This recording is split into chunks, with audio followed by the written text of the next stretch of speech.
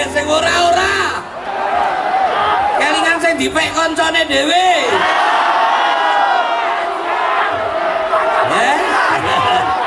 Wis, jarke wae aja dipikir. Rasa dipikir. Kempot bukan bermakna pipi yang cekung, tapi singkatan dari kelompok pengamen trotoar, habitat di mana Didi berasal. Didi berangkat dari pengamen jalanan dari 1984 hingga tahun 85. Didi ngamen di kota kelahirannya, Solo. Lantas, tahun 87 sampai 89 dia mencoba mengadu peruntungan di Jakarta. Dari tahun itu sampai awal tahun 90-an, Didi dengan teman-temannya kadang mengamen di Selipi, Palmerah, terkadang di Cakung atau di daerah Senen. Wah, ya akeh men to gitu kan gua.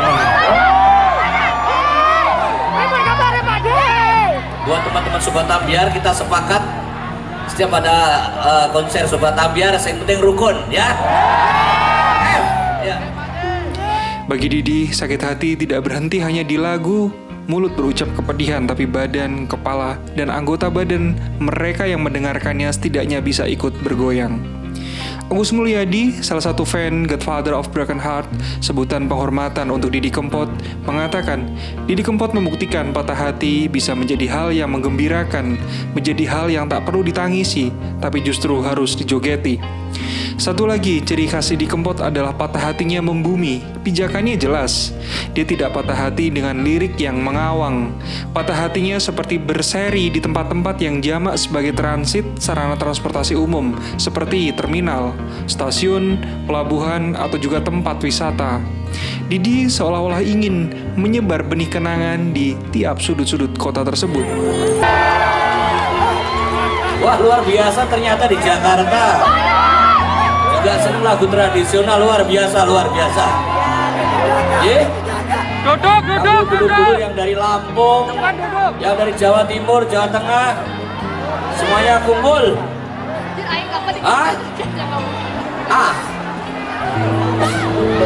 Ini lagu lawas sih. Janjine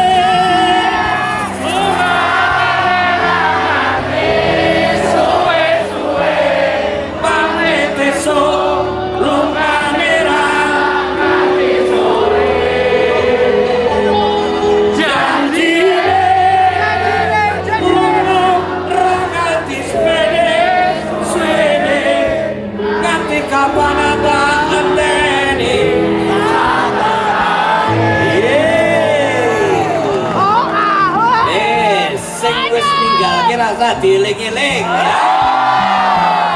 Biar sakit hati yang penting tetap dijogeti.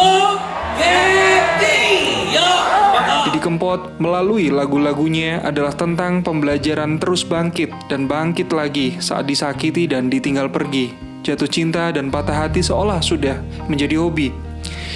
Dari stasiun balapan, tentang mengantar pujaan hati yang pergi dan tak ada kabar kembali. Tidak ada konfirmasi apakah sakit hatinya Didi Kempot sudah sembuh dan belum. Dirinya kembali juga diberi harapan palsu yang terekam dalam Tanjung Mas Ninggal Janji. Sudah cukup? Belum ternyata. Dirinya kembali dicabik-cabik, hatinya ditinggal di terminal Tirto Nadi.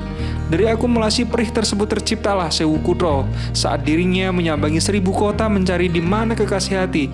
Tidak tahu dia mencari Sri, Tati, atau Suprapti, nama-nama perempuan yang ada di beberapa karyanya.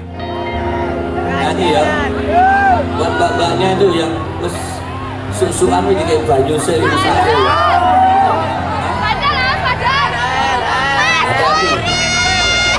Kalau Mas kanggo bocah-bocah merantau di Jakarta. Kepiluan hati Didi juga tidak melulu soal asmara. Didi juga menyanyikan cerita sedih tentang tidak bisa mudik saat lebaran. Setidaknya ada 2 lagu yang dia ciptakan. Yang pertama, Tulisan Tangan, dan yang kedua, Ora Iso Mulih. Kisahnya mirip tentang gagal mudik ke kampung halaman karena persoalan ekonomi dan permintaan maaf kepada orang tua melalui surat. Melihat video klip di kedua lagu tersebut pun terasa sekali keberpihakan Didi Kempot. Didi melawan arus, mencoba melihat bahwa hari raya tidak melulu tentang hal yang menyenangkan. Dia dengan jelas mengarahkan liriknya untuk menggambarkan orang-orang yang kurang beruntung saat suasana Hari Raya Idul Fitri. Dalam tulisan tangan, Didi sendiri yang menjadi model video klipnya digambarkan sebagai seorang yang rumahnya hanya memakai kayu bakar sebagai kebutuhan untuk memasak. Ditambah nuansa dramatis hujan di malam hari dan suara takbiran yang membuatnya semakin sedih.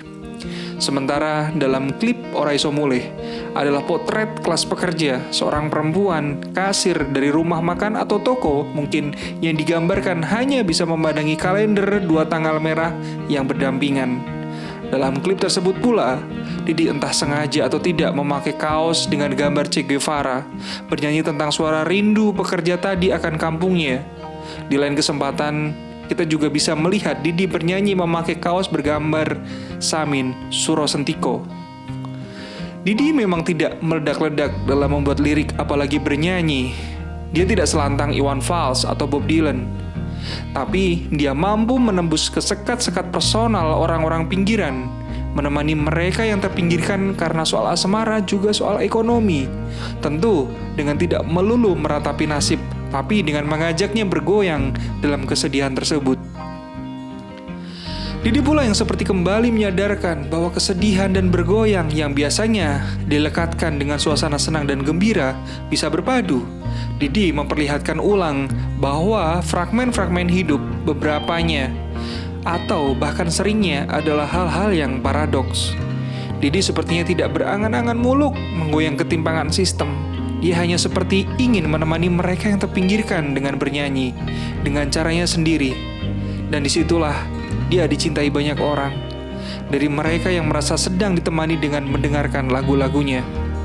Didi Kempot tak perlu menjadi motivator, bahkan agamawan, untuk sekadar memberitahu mereka yang sedih dan patah hati bahwa beberapa episode dalam hidup yang menyakitkan cukup dijogeti. Tersakiti lagi, jogeti lagi. Jogeti ya, kayak gendang ya. Kobar iki Dori nyanyi salah musik iki dinyanyike mengko. Dori. Iku nyanyi. Iki meke tahu itu. Dori satu lagu spesial mergo bocah wedok pengen ngrungokke Dori nyanyi ya. Dori ini anaknya luar biasa. Tapi nasibnya kurang apik. Ditinggal lumah bojone. Yo. Cek. Helmnya coba cek.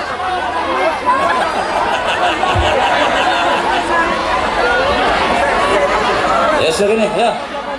Nyanyi yo, sing tuwa wis nyanyi ping bola-bali kowe meneng wae, ayo nyanyi pisan. Sobat Ambiar. Bahagiamu tak kendangi. Sudah saatnya Barbis ini pulang menuju rumahnya masing-masing. Selamat sampai di rumah, tidak ada halangan apa-apa. Ayo, monggo Bang. Karena pada akhirnya Dionysius Prasetyo itu fana, Didi Kempot abadi. Selamat jalan legenda.